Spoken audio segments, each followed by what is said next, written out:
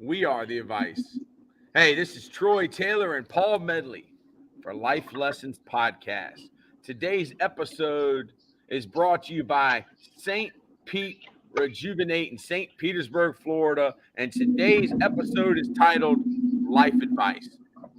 We're sitting here talking about life advice that Paul had gotten from a friend about his son, who is a senior quarterback, a rising senior quarterback in high school. Advice. What is the coach at Clemson? He says, Dabo. don't take criticism from people that you wouldn't take advice from.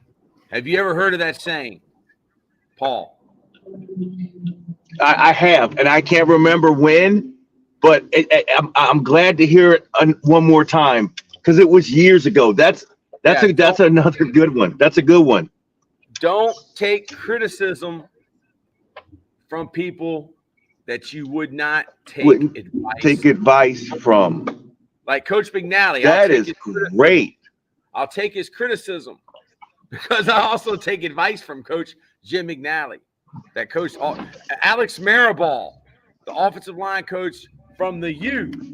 Bill Best, the offensive line coach from Colorado State. Bob Wiley, the said hut. My friend Bob Wiley, I'll take criticism from him because I also take advice. Paul Boudreau, the offensive line coach for Barry Sanders, the offensive line coach for Warren Moon in the CFL. Warren Moon, dude, Warren Moon doesn't get the respect that he deserves. He doesn't. But you know who gets a lot of respect? Who? Offensive line coaches that you just so love. I mean, I get to talk to you about offensive line coaches for a week, and you wouldn't be quiet. No. Yeah, I've never met anyone more infatuated with offensive line coaches than you, dude. I mean, they're like a cult. They're like a cult, man. I'm a member of their cult. I'm in the mushroom. Oh my God. I'm in the mushroom. Offensive line coach. I love them, man. They're the most selfless human beings, dude. I know. Matter of fact, the offensive line coach at JMU, he was just there for like one day. It was his first day there. And you know what? I watched him stretch with the offensive lineman, and I was like, he's going to be great. I just said it to myself. I'm like, that guy's going to be great because he's sitting there stretching with them, and he's telling them why he's doing this stretch and this stretch. And I'm like, he's going to be good. He's only been here one day. Wow. That's your intuition. That's your intuition. Yes. I know that guy's going to be good. And just the way he stretched the lineman. It's the little things.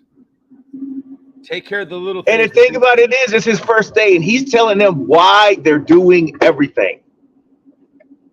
Because he doesn't want them to question him at all. Yeah, I mean, I'm going to tell you why. Yeah, I'm going to tell you why we're doing this. When you tell people why, really you're just being proactive rather than reactive because you're answering their questions before they even ask them. Yeah, correct. You agree with that? Have you ever thought of that? I just thought of that. It just popped in it's intuition. I'm studying Dr. Carl Jung. There's a reason they don't teach you about him in school because he was right. He said we have intuition, and it is our perception when our unconscious becomes conscious.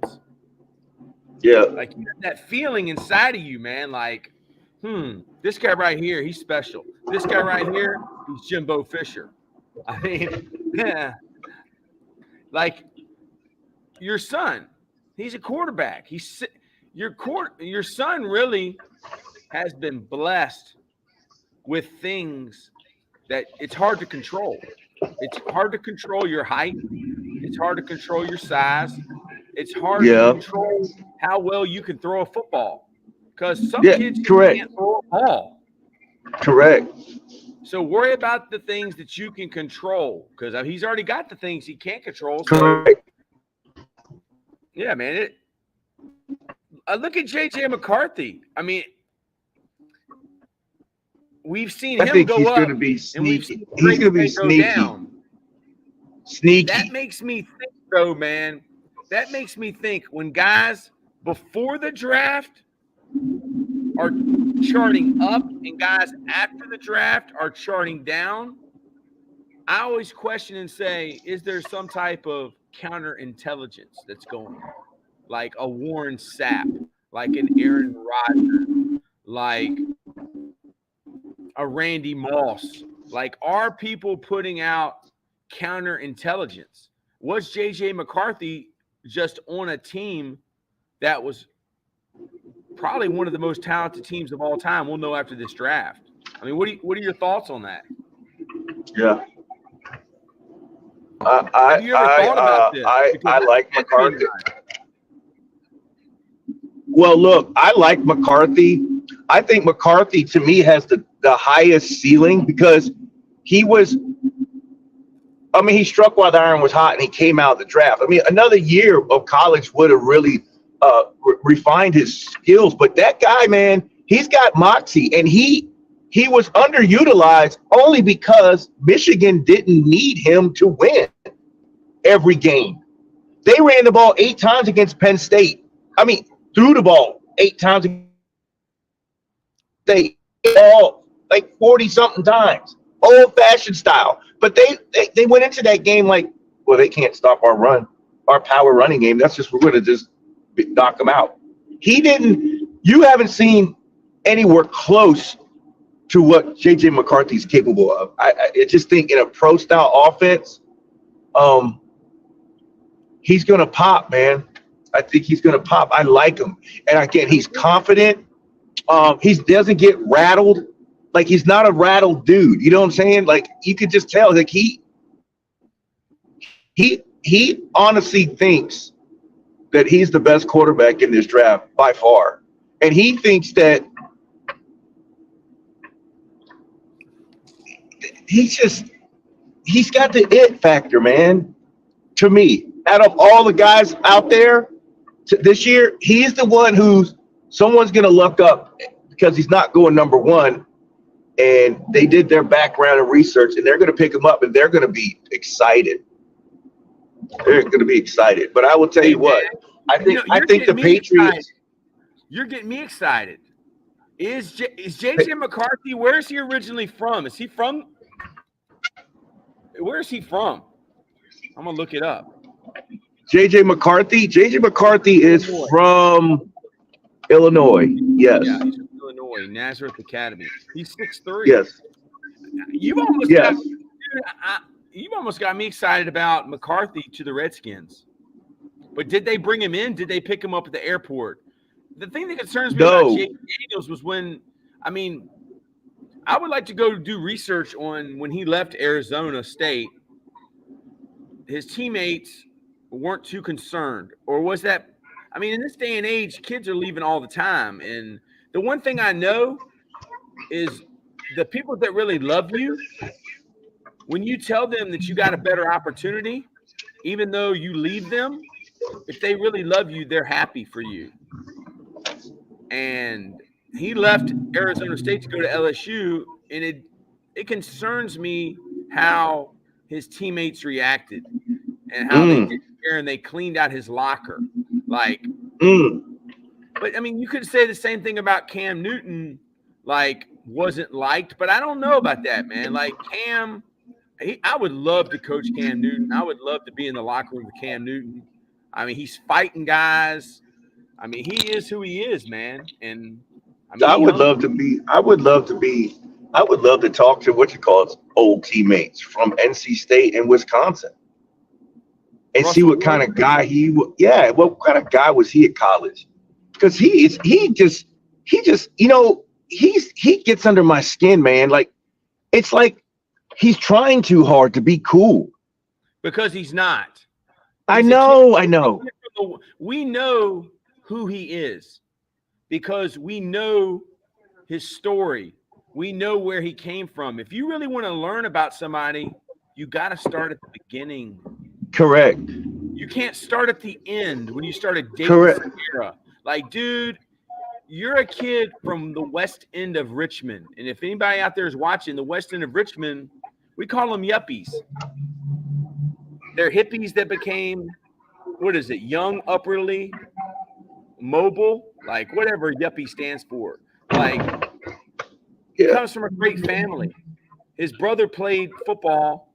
Harry played football at University of Richmond. Like, he went to collegiate. It is an elite high school, private school. He was all Metro Player of the Year. He went to NC State. He played for a great coach, Coach O'Brien. And Tom O'Brien told him, you got to make a decision, man. Either you're going to play football or you got to play baseball. That's right. And dude, he went to Wisconsin. Remember that last game when he clocked the ball with no time left? Like, and then pulling the ball like Marshawn Lynch and throwing the slant. Like, I met Russell when he was a kid, and he was a great young man. And somewhere along the way, it was his girlfriend, high school girlfriend, that became his wife, that cheated on him or whatever with Golden Tate or whoever that was, the receiver. And like, Percy Harvin beat him up. Like, Russell, you are what you are, man. You're one of us. There's not much difference between Paul Medley and Russell Wilson, other than Russell Wilson is from the West End and Paul Medley is from Matoka. Y'all are well-spoken. You're smart. You're African-American males. Like, Russell doesn't have to be anything that he isn't. So, like, I think the world of Paul, and I think the world of Russell. But something's up, man. MK, welcome back. Welcome back to me. All right. I've been on a world tour. Now I've accepted the tight end job and recruiting coordinator at Ed Waters University in Jacksonville, working with some guys I worked with at Virginia Union. And we're recruiting. And we're recruiting the portal. And we're not scared of the portal. So hopefully Paul will be coming back on here. He's my great friend. I've been on a long rant, y'all. A long, long rant. Wow, 21-9. It's my son's baseball game. I've gotten into studying a guy, a psychologist, who they don't teach about in school. The guy's name is this, Dr.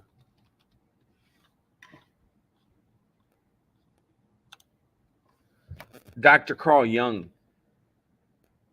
I've gotten into studying him. It's crazy. Like, 45 years old, got a master's degree, I need to look up how many hours towards my doctorate. But I never knew Dr. Carl Jung. Maybe I did. Oh, you sick? Okay, yeah. You need to rest. You need to get in the bed. You need to hydrate. Eat chicken soup. Sleep. Get rest. Sleep is the best medicine, man. Sleep is how your body recovers. My throat and stomach hurts. I can't stay home. Oh, so you're going to school. Wow. You're sucking it up. Your dad won't let you. Hey, your dad's teaching you a valuable life lesson. You got to get up and go to work even when you're sick. So I've been studying Dr. Carl Jung, and man, there's a reason that you learn about Sigmund Freud, but you don't learn about Carl Jung. I don't think that the people in power, I'm just going to start calling them the big fish or totalitarians. Man, Dude, I got knocked off. That's all right, man. You're back. Yeah. Why does Russell Wilson bother you so much? It's just the fact that he just can't just play. I wish he would just play and stop all the dramatics, man. It's always something, and I mean, it's just trying too hard. Oh my gosh. Yeah. And then, let's see how this Pittsburgh story goes. Cause man, See, I think that Mike Tomlin could be the medicine that the doctor has ordered, because Mike Tomlin is from Denby High School in Norfolk. Like, it's not glamorous. It's not collegiate. But Mike Tomlin went to William and Mary, one of the best schools in the country. Mike Tomlin in the country. From the William and Mary? Yeah. Yeah. I mean, it's one of the best schools in the country. The dude's public smart. Ivy League. He's from the bottom and he knows about the top. Can he? I think Mike Tomlin's the type of person, like Dr. Carl Jung said, he knows himself so well. And if you believe, like most of us believe, that there's something inside of us that is common, a collective unconsciousness, the Holy Spirit, whatever you want to call it, that if I know the inside of my car, my good and my bad, and you got the same inside of your car, and if I know about me, I know about you. What do you think about that, Paul? Can Mike Tomlin help Russell Wilson find himself? I hope so. I just think, man, ever since that interception, things have just went. It just. I mean, is it Sierra? Is it Sierra or is it the interception? People love CeCe, all right? But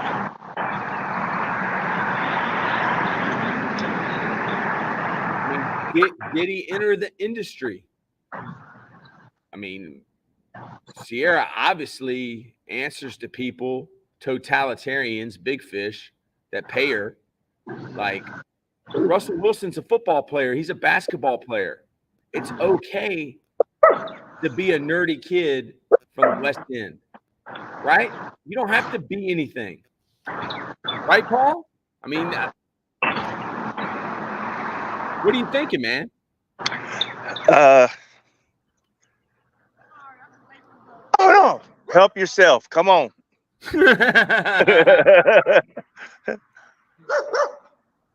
Coach Bald is in the house.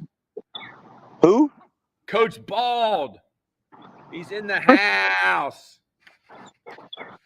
I miss that guy. Yeah, he will be back. He's going through some things. All right. Okay.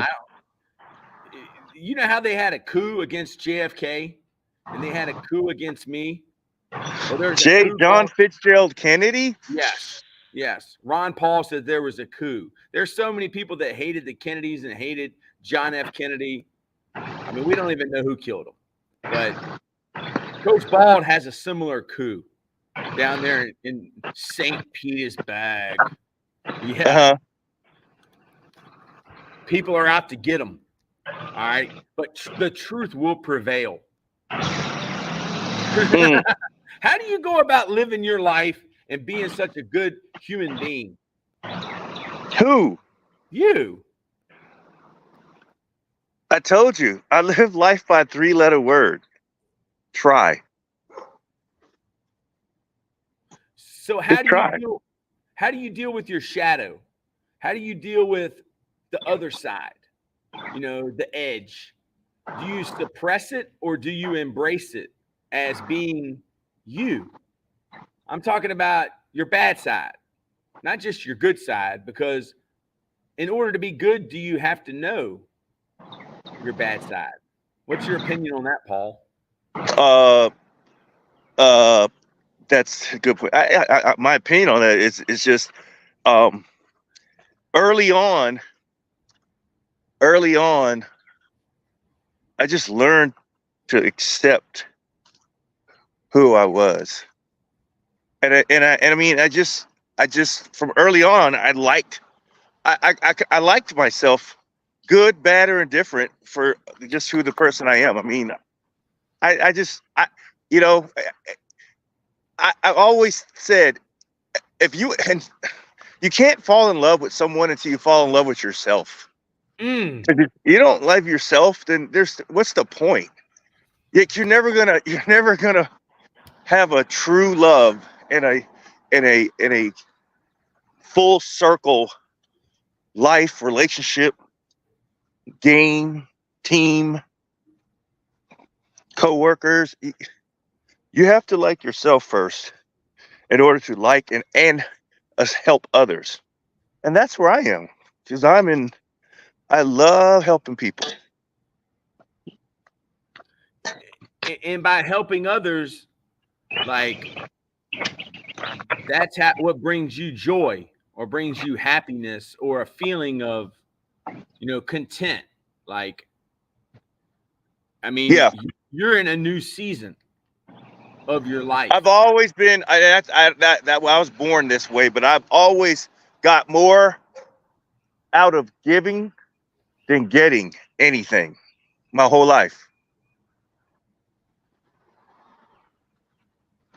It's better to give than to receive, is the old saying. Well, that I'm a giver. I don't need to receive anything. Matter of fact, and I just never have been that way. I mean, no. That was one of the things that I take from my time at Dinwiddie, was Coach would say, this program is for givers, not takers. Mm.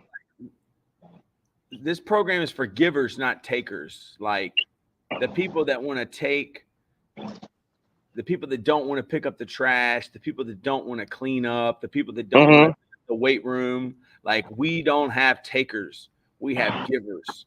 Like, and that was important. This program ain't about takers. This program's about givers. So you can always learn something. Like, what a beautiful name for a podcast. Life lessons. Because, I mean, really, everything that we do is a life lesson. And I got into listening to Jordan Peterson, some of his old lectures, not his new stuff, his stuff when he was teaching at Harvard. Like, but someone posted a comment saying, this teacher, he teaches what his students need for life, what they need to know for life. And sometimes I think in schools, they teach you what's important about what's not important. So, like, I guess the greatest sermon is to live it. And you live it, Paul. So how are you feeling about your son and his journey, as a quarterback? And it's an interesting one. It's an interesting one. And I'm just truly blessed to just follow him on this journey. And I was telling the other day, like, the best thing about so far about the journey is being able to, like, sit in college quarterback rooms that I mean, it's things that you never got to do in life. Like, I wasn't a quarterback and I didn't play college football. So I didn't know what that was. That was a first time experience. And and every single one of them I sat in, it was just a whole different flavor of Kool-Aid in each one, but they all had their way of doing things. And then to sit there and listen to him answer questions, I'm like, man, just when I think he's a kid, he knows a lot of stuff when it comes about quarterbacking. He pays attention and he knows language and lingo, and he speaks their language. That's language I don't know. And it's like, for once, he's talking about something I know nothing about. It's just really like, I'm like, dude, you know what they're, and I didn't even ask him, because when you don't have to ask, you just listen. It's like, but to me, it was like listening to people speak Chinese, because I didn't know, I had no idea what they're talking about. Like, it's just quarterback speak, and the different, because when I played high school football, some of the routes they call, they're the same route, but they call it something else these days, So they're Yes. like all this stuff, and I'm like, what is that? But it was good to know that intellectually, I know he's growing too as a player, not just What year is athletically. he? Coach Bald wants to know what year he is. He's a junior. Rising senior. He was behind a 4-year starter that had already committed to UVA, and they beat us. And then Ethan, both of them got the same name, Ethan. Ethan Minter got hurt, and Ethan Medley stepped in and led his team to an undefeated season. Man, dude, Yeah, they didn't miss a beat. I saw him beat. And I tell you what, when the season was over, dude, I took like a 1-week hiatus and just laid down. I was so tired. And somebody told me, old Don Lawton, he told me, he was like, look, man, it's going to be exhausting.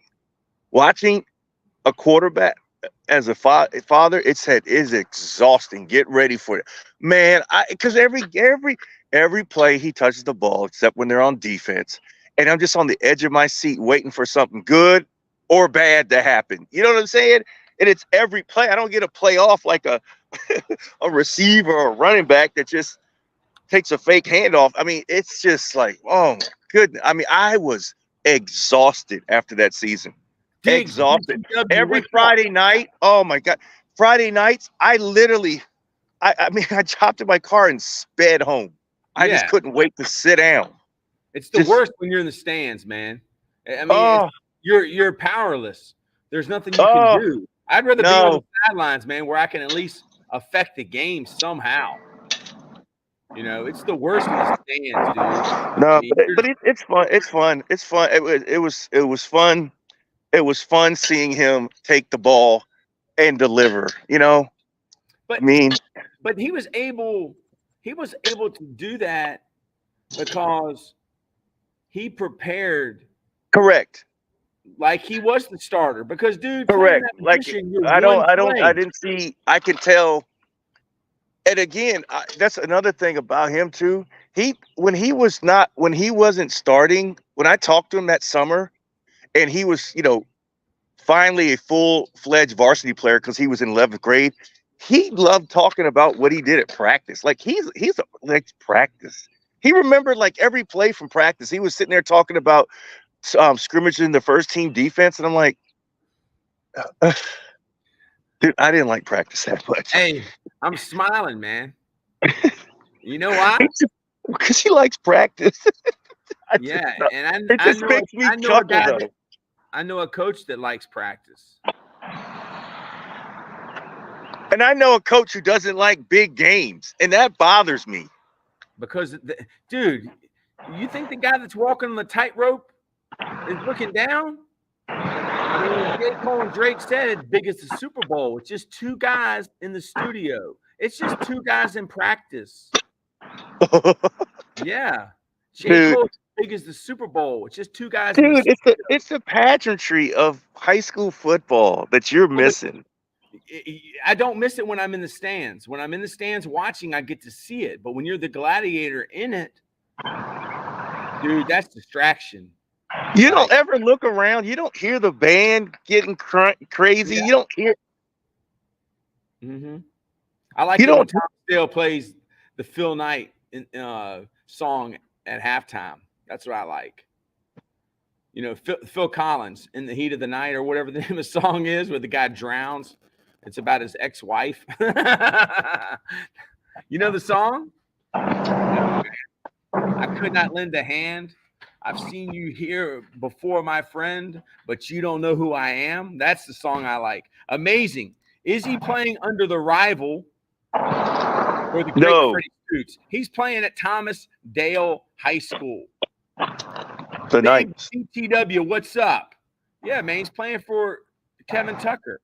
He's playing for Thomas Dale. It's revolutionary.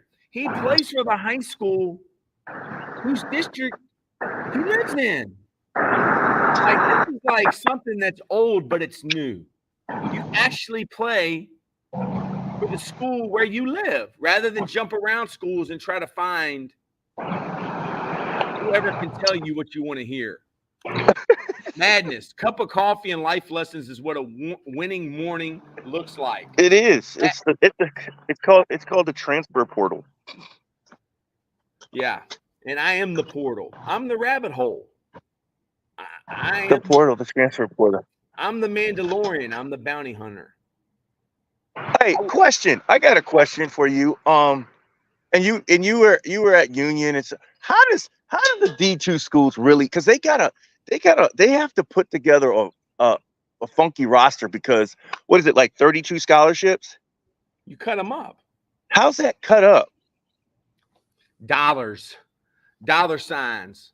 One guy might get 5,000. One guy might get 500. Another guy might get 10,000.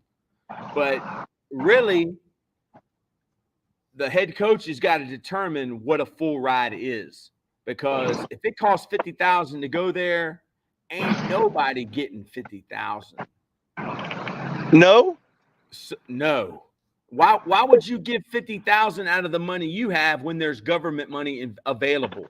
You know? Yeah. Okay, yeah. So yeah, that's why you could chop that thing up. Okay, got you. At HBCU, dude, you're going to uncf.org and you're filling it out, and you're going to use that $5,000. We're going to use the Pell Grant. Why are we going to use the Pell Grant? Because it's federal money. It's the taxpayer money. Okay, so why are we the VTAG, the Virginia? Because if you give basically if everyone fills out the Pell Grant and everyone gets half of school paid for, now you're like a FCS school and you have 64 scholarships. Yes, the only time you would ever, if it was 50,000 and you would give 50,000 to a kid, is if they cannot get financial aid, they can't get any type of aid, they're not an American citizen, or their parents make too much, and you got to have the guy, and his parents, you got to have him, and his parents ain't buying the fact that they got to take a loan. Like, the only way you're going to get this kid is to give him a full ride. Got you. That is very far. That we did that with a kicker that was from Columbia, and he was worth every penny. We did that with two other kids who one came from Louisville and the other one played at Virginia Tech, but they didn't get that same amount the next year because they had to realize once they got there that, dude, this ain't a place that nobody's on full ride. So if it's 50,000, we give you 25,000, we're giving you a full ride. That is a full ride to us. Because that other 25,000, the government's going to pay for. Like, how do you feel about your old school being a D2 school now? That's pretty nice. Them and Emory and Henry. Oh, UVA wise? Yeah. I'm not so sure that NAIA is not better than Division II, and the only reason I say and that's I'm glad you brought that up. Like what? See, because there's some scholarship NAIAs, they're all scholarships. And are there different divisions like Division 1, 2, 3? There used to be. There ain't anymore. No, Division 1 is the best. Okay, think of it like corporations. Okay. Microsoft, Apple, that's Alabama. Okay, like that's where the money's at. And the NCAA only cares about the Microsofts and Apples. I think that this portal, I think this is a way for the NCAA to build the brand of the smaller schools. And that's by using the smaller schools as a feeder program method, rather than the high schools being a feeder program to Division I. I think they want the high school kids to go to Division III and Division II or 1AA and then move up because it's building the brand. You got better players. I think it's really all a money thing. So NAIA is just about small college. NAIA is all about small college football and sports. NCAA doesn't care about small college because there's no revenue. I think the reason that they want this portal and this, like, there's over 2,000 kids in the portal right now. 2,000? Yes. Dude, 2,000? I just started at FAMU and went down. See, all the big colleges, they have these programs where you can sort it by positions. You can sort it by what state the kid's from. But when you get to the NCAA portal, it's just a school and a list of names in alphabetical order or when they entered. And I just go down the roster and I see who the kid is, what position they play. And yeah, man, it's real. And there's some good players in that junk. I mean, there's some good players, and they'll end up never going anywhere because, dude, it's too much work. It's 2,000 names. Like, not coaches are going to sit there and go through every single name. You know? But they're just. I mean, when you go in there, for the most part, you're looking first at position of need, right? So that eliminates a lot of people. I mean, that's kind of like the NFL. Like, what are they drafting for? I mean, is it position of need or is it best overall player? Like, dude, if you can get somebody special, like, don't fool yourself thinking that if you can get an NFL tailback like Will Stanback and you already have a smaller tailback, that you won't take a bigger tailback. Like, if you can get somebody special, like, you're going to get somebody special. Like, it ain't no loyalty. I mean, everybody says there is, but that's just people hustling everybody. Like, yeah. But really, you go with what you know, and one player gets you another. Like the quarterbacks from Highland Springs. Highland Springs has some good players. And there's some good players from Virginia that's in that portal, and they've been there for a while. Really? But there's always been a portal. There's always been a transfer website where we could look and see who was in there. I mean, this is not new, but now the days of just jumping and being automatically eligible, like, this basically has created an off season for college football. Like, college football is always making money because people are always talking about the portal. And yeah, it's all hustle, man. Like Dion, you know, that his son and both his sons said, hit me up, and they're not worried about who's leaving. And the one kid said, I'm not playing for clicks. I mean, that's what the Oregon coach said. They got him in trouble. Remember before the game? Yep. He said, we're not playing for clicks. Like, we're playing because we love this. Mm-hmm. And man, those are the people that are dangerous. Like Tom Brady didn't start until his senior year of college. He didn't TB12? Yeah. He didn't start on Greasy's team and Rod Woodson's team that won the national championship. He sat there and watched that junk. And TB12? TB12. He's that dude, man. Didn't start TB12. on the national championship team at Michigan. Yeah, dude, like some people internalize that stuff. Like, that's what makes the GOATs. That's what makes the greatest of all time. Is adversity, the fire. The wanting to be TB12. Well, TB12 said it's the not wanting to be TB12, but basically being who? Being who? Everybody being yourself. He said the greatest of all time, Patrick Mahomes, is he trying to be TB12? Like, you have your heroes, they're your archetypes. They're the people that you model yourself after. But after a while, you can't be them. You got to be you. And like, all these quarterback coaches are teaching kids to be Patrick Mahomes. Well, there's levels to this. Patrick Mahomes is a black belt. You're going to teach kids to run to the right and throw back across the middle of the field to the left? Like, okay, no, that's a good drill for Patrick Mahomes. But like, let's just get catch and throw down, or take a 1-step drop, or catch and take a 3-step drop. Like, dude, Bruce Lee said, I'm not scared of the guy who has 1,000 moves. I'm scared of the guy that does one move 1,000 times. Mm.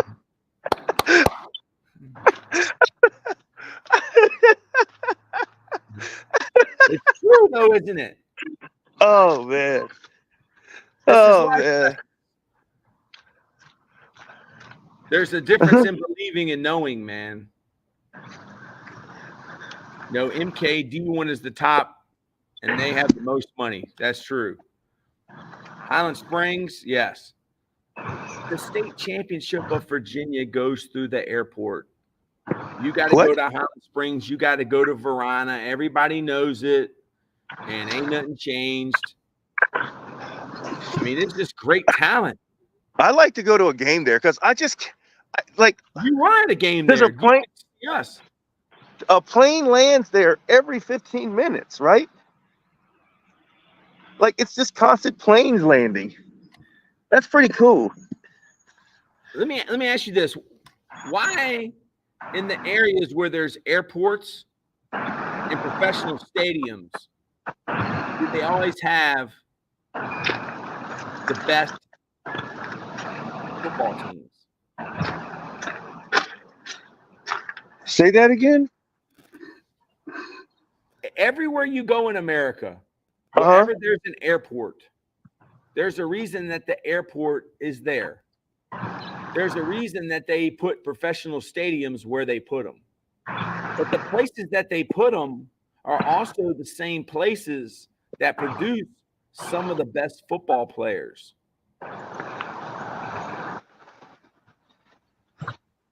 And is it because the land was cheap for them to buy, or nobody wants to live next to an airport, or nobody wants to live next to a professional stadium, so they put them in places that the totalitarians, the big fish, don't want to live? But that same environment creates some of the best football players. You know, like give me an example. Like the Dominican Republic. Mm-hmm. Dominican Republic is on the same island as Haiti. And the greatest baseball players of all time, and really right now in Major League Baseball, come from that island. They don't have $400 bats. They use broomsticks. They make a ball. So, like, how can the greatest of all time, how can they come from those environments? Is it because those environments make them who they are? Like, they don't have two $400 bats coming out of their bat bag with their $200 pair of Nike shoes. Like, did you ever hear that story about Chaz? Is his name Jazz Chisholm? Where he asked Michael Jordan for his autograph at a celebrity softball game? And Michael Jordan said, I'm not giving you my autograph. You come back to me one day and make me want your autograph. Dude, this kid remembered that. And now he's on the Jordan brand and has never met Michael Jordan. This what's his name? Is it Jazz Chisholm, the guy from the Marlins? He's like from the Bahamas. You know what I'm talking about? Yes. No. You've never heard him tell this story? That he he idolizes Michael Jordan. And he says, can I have your autograph after a celebrity softball game? Like that was in the Bahamas. And he goes, no, I'm not giving you my autograph. You come back to me one day and make me want to have your autograph. Man. That's classic. I mean, you can quit or you can internalize that and make that into who you are.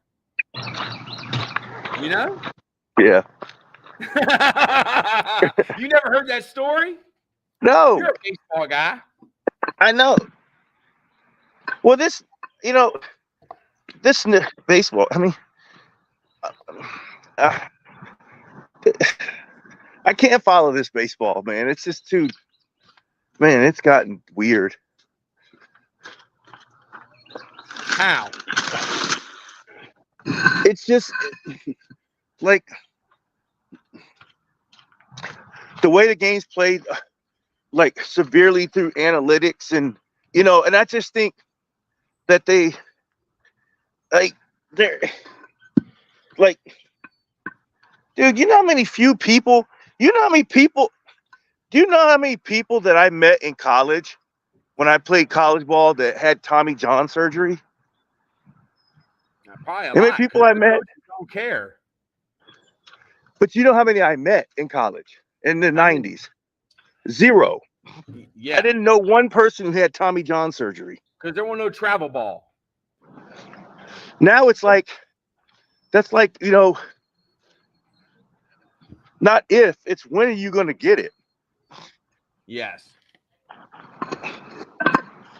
I mean, I was in Colorado watching a kid pitch. I was like, okay. Then I see him throw a curveball, and I'm like, oh my gosh, the kid's like 11 years old. Like, dude, there's something that hurts me in my soul. Like, dude, that's teaching a kid to throw a curveball when he's 11 is like teaching an 11-year-old quarterback to throw back across his body, laid across the middle, Patrick Mahomes style.